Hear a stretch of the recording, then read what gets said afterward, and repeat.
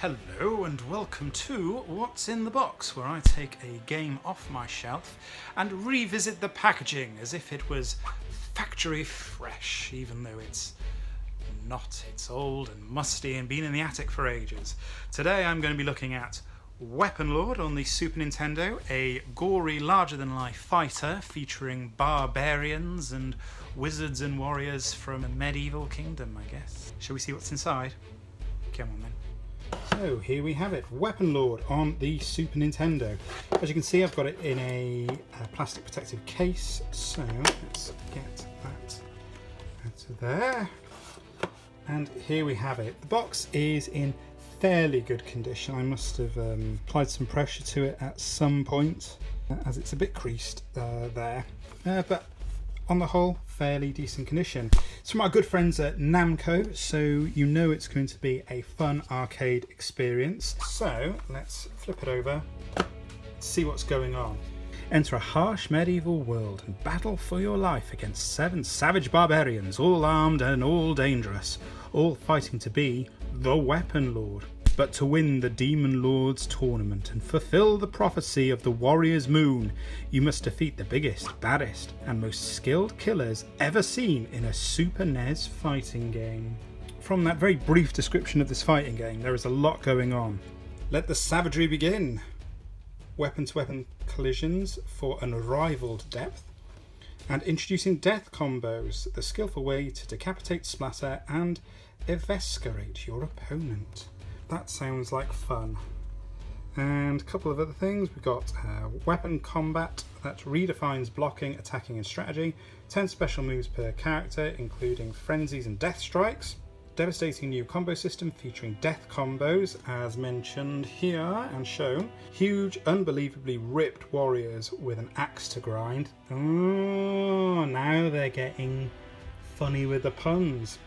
With all these boasts of death combos and decapitations and guttings and disembowelments and whatnot, I wonder what rating this game was given.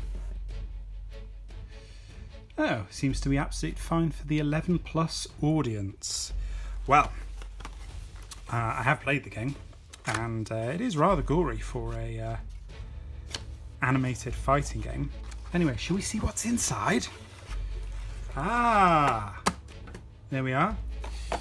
Let's have a look. So, on its cardboard tray, not bad condition. Plastic bag, and there we have it, Weaponlord. Doesn't look like a lot of yellowing, bit of chocolate on there, I think. A couple of scuffs and chips there you can see in the stickering, but good condition nonetheless. And the instruction manual. Now this has seen better days. This must have been out in my bedroom, because I'm assuming it's full of special moves. Let's have a quick look inside. Controls and basic moves. And then you can see you've got tips there. When you press and hold down a button, you may have 2 options. Oh, you might. You can either release the button and do a regular swing, or do a control motion and start a special technique. I'm guessing much like Simon Belmont's whip in Super Castlevania 4. I've got a story, and now stories in instruction manuals were always what I used to read on the way home. So whenever I'd buy a Sega or a SNES game when I was growing up, I lived a good half an hour out of the town centre, so it was always a good opportunity to have a look in the instruction manual and read any backstory that may be missing from cutscenes and whatnot in the final game. So a couple more techniques on how to do special moves and hold your own in a fight.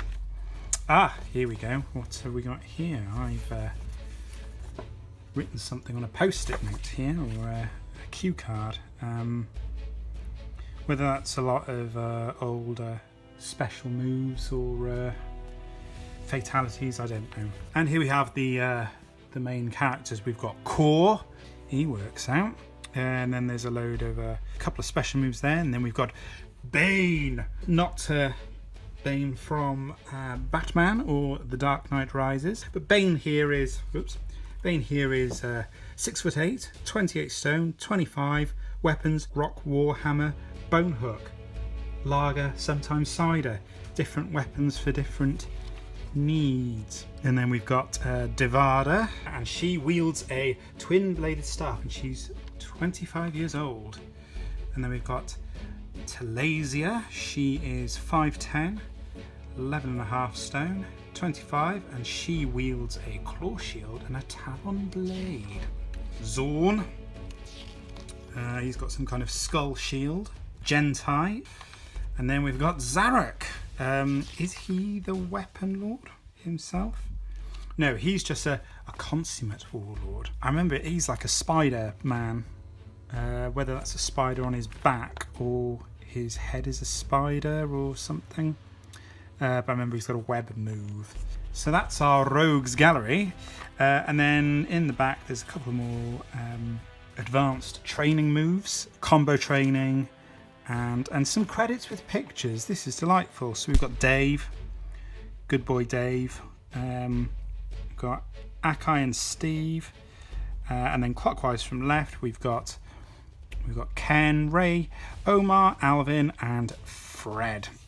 They're the solid core boys behind Weaponlord, and it's great to see them actually get a credit with pictures in the back of the manual. Usually you just get credits at the end of the game.